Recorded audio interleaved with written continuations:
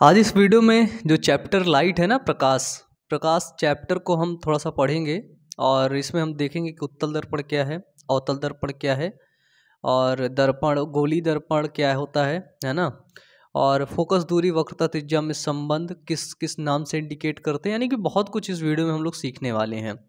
तो मुझे उम्मीद है आप लोगों को बेहतर तरीके से मैं समझा पाऊँगा। तो इस वीडियो को पूरा देखना, 100% की गारंटी पूरा समझ में आएगा। डन। जब हम प्रकाश चैप्टर पढ़ते हैं लाइट, तो हम सबसे पहले देखते हैं कि प्रकाश क्या है। तो हमने डिफिनीशन पढ़ी हुई ना, रट के रखे होते हैं कि प्रकाश ऐसा वो होता है जो खुद नहीं दिखता है लेकिन वस्तुओं को दिखाता है, प्रकाश कहलाता है ना। दर्पण क्या होता है, याद रखना, दर्पण एक पारदर्शी माध्यम होता है। क्या होता है? दर्पण एक पारदर्शी माध्यम होता है जिसके दो तल होते हैं। क्या होते हैं? जिसके दो तल होते हैं। अब देखना है, एक पारदर्शी माध्यम है, उसके दो तल हैं। डन। पहला तल जिसमें कलई की हो, क्या हो? पहला तल, पहला तल जिसमें कलई हो यानी कि पेंट हो, ठीक है। और दूसरा तल, ठीक है। पहला तल जिसमें कलई हो, पहला तल है ना। दर्पण हम उसी को बोलेंगे जिसके पहले तल में कलई हो और दूसरा तल परावर्तक तल हो। क्या हो? तो परावर्तक तल हो। दर्पण यानी कि मिरर कहलाता है, ठीक है।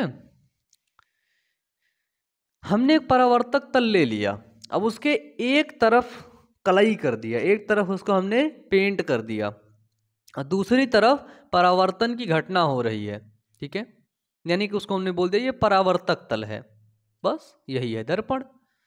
अब जब दर्पण पढ़ते हैं तब एक और पॉइंट आता है जिसको अपन लोग बोलते हैं गोली दर्पण, स्फेरिकल मिरर। स्फेरिकल मिरर क्या होता है कि जब कोई दर्पण किसी गोली कोष का भाग होता है, क्या होता है कि जब कोई दर्पण किसी गोली कोष का भाग होता है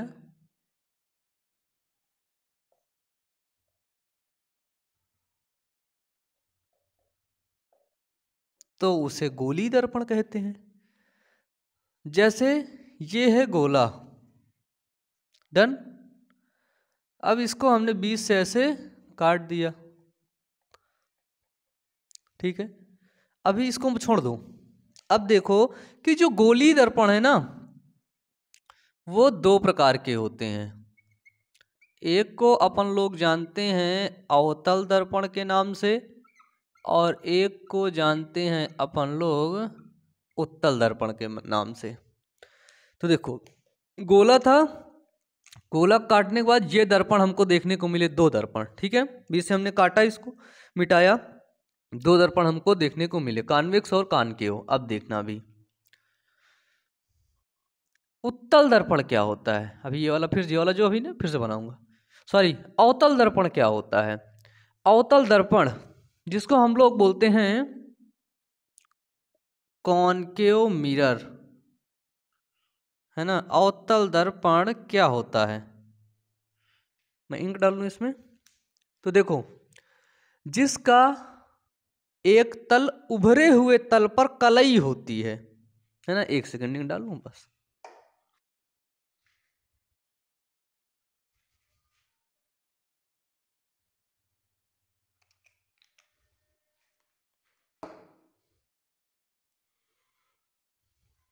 क्या हुआ? कोई दिक्कत क्या? जो भी हो बता देना। देखो, अवतल दर्पण जिसके उभरा हुआ, देखो ये क्या है, उभरा हुआ तल है ना।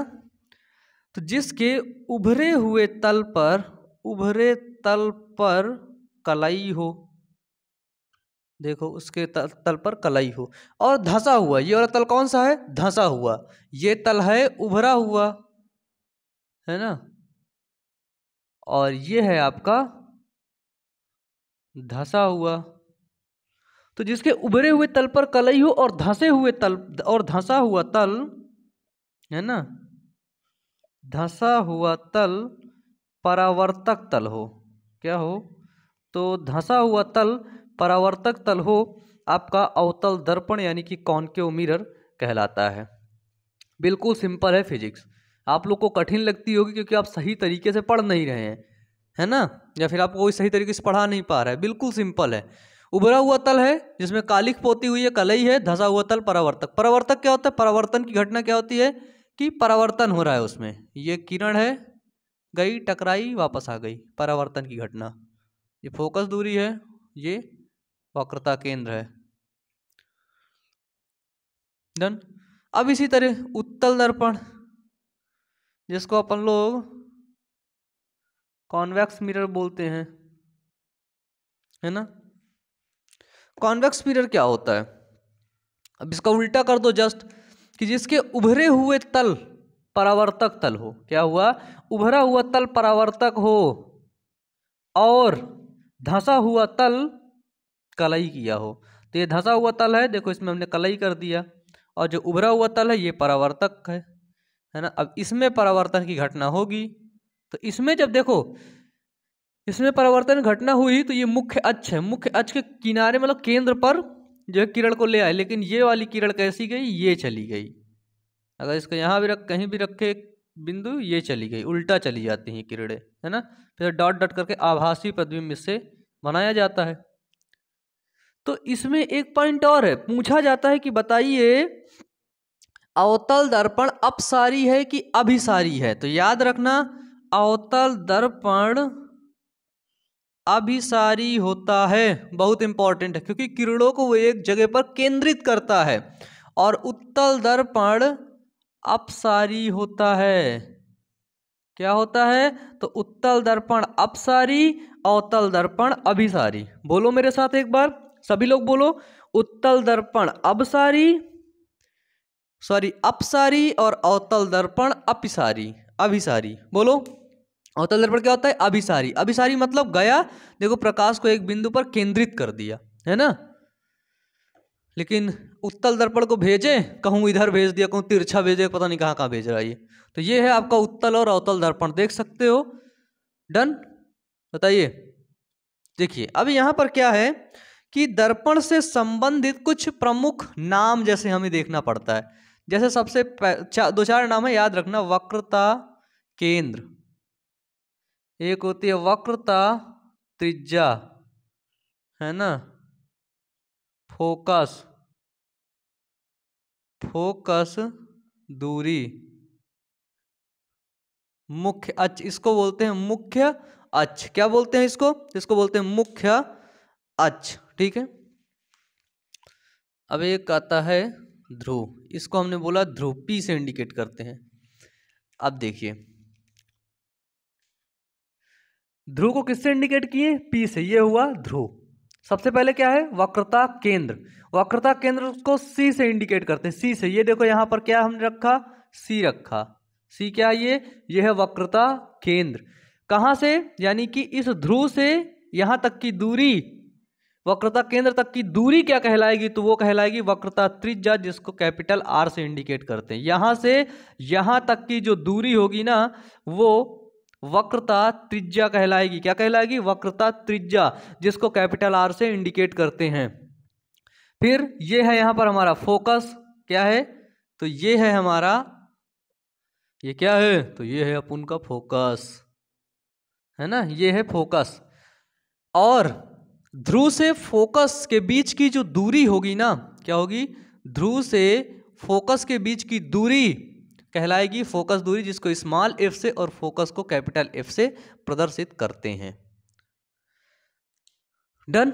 बताइए, इसको लिख लीजिए, थोड़ा सा पॉइंट है। अब देखिए एक चीज और समझना है, चिन्ह परिपाटी। चिन्ह परिपाटी के अनुसार कॉनकेव और कॉन्वेक्स मिरर यानी कि अवतल और उत्तल दर्पण की फोकस दूरियां कैसी होती हैं? तो यहीं पर देखना,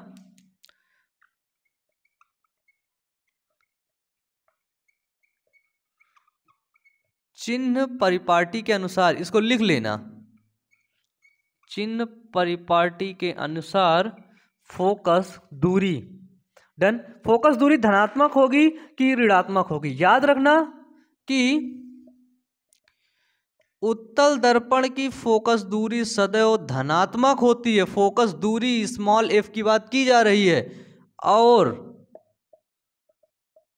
अवतल दर्पण की फोकस दूरी हमेशा ऋणात्मक होती है। Most important point, most important point. उत्तल दर्पण की फोकस दूरी कैसी होती है? तो उत्तल दर्पण की फोकस दूरी आपकी धनात्मक होती है। और अवतल दर्पण की कैसी होती है? अवतल दर्पण की फोकस दूरी आपकी ऋणात्मक होती है। अब एक चीज और, फोकस दूरी और अपनी वक्रता त्रिज्या में संबंध होता है। डन। अब उसको समझते हैं। देखना, इसको मिटा रहा हूं। अब बस छोटे से वीडियो में सब कुछ समझ लेते, क्या ही किचकिच करना है ना। अगर आपसे बोल दिया जाए बताइए फोकस दूरी और वक्रता त्रिज्या में संबंध क्या है ना? फोकस दूरी और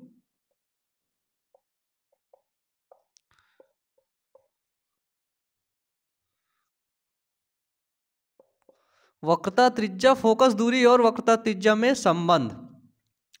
तो याद रखना, फोकस दूरी वक्रता त्रिज्या की आधी होती है। इसमें लिख देना, पॉइंट बना के लिख देना कि फोकस दूरी वक्रता त्रिज्या की आधी होती है। ठीक है। फिर यहां पर एक फॉर्मूला आता है, बिल्कुल सिंपल है भाई, कोई कठिन ये नाम की चीज है ही नहीं तुम्हें लगे कि बहुत कठिन है। बिल्कुल आसान है ना। बायोलॉजी से भी आसान है फिजिक्स, याद रखना। बायोलॉजी तो कठिन है, बायोलॉजी से भी आसान है फिजिक्स। इसका फॉर्मूला होता है F बराबर R/2। ये बहुत इंपॉर्टेंट है। और कभी कभी हम इसको ऐसे भी लिखते हैं R बराबर 2F। ये है आपका फॉर्मूला। आपसे पूछ लेगा कि बताइए फोकस दूरी और वक्रता त्रिज्या में संबंध बताइए, तब आपको बताना होगा कि फोकस दूरी वक्रता त्रिज्या की आधी होती है। F बराबर R/2 आपको दे दिया कि बताइए किसी एक अवतल दर्पण की, किसकी? अवतल दर्पण की जो है वक्रता त्रिज्या 50 सेंटीमीटर है, तो उसकी फोकस दूरी निकालिए। क्या करिए? तो उसकी फोकस दूरी निकालिए। बताइए, इसको निकाल के दिखाइए। फॉर्मूला ये आपके सामने है, निकालिए। बिल्कुल सिंपल है, निकालिए। चलिए, अब क्या होता है? दर्पण सूत्र है ना। दर्पण का सूत्र क्या होता है? अब मेन पॉइंट आ जाता है, जिसको अपन लोग बोलते हैं मिरर फॉर्मूला। और ये याद रखना, बहुत पूछा जाता है, याद रखना मिरर फॉर्मूला। ठीक है।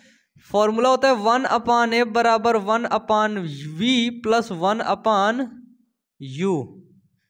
ये क्या है? ये है दर्पण सूत्र।